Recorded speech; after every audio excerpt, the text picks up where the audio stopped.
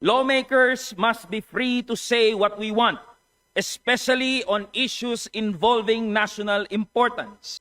Representative Barzaga's actions and words may not fit the usual mold of a traditional lawmaker.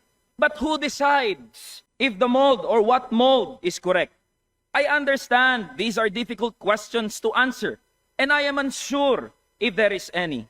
But one thing I am sure of is that plundering the coffers of government through ghost infrastructure projects is what's unethical.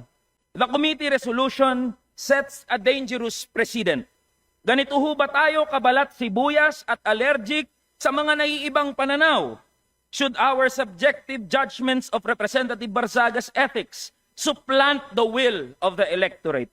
Hayaan natin ang mamamayan ng Dasmariñas ang humatol sa mga ginagawa ni Representative Barzaga.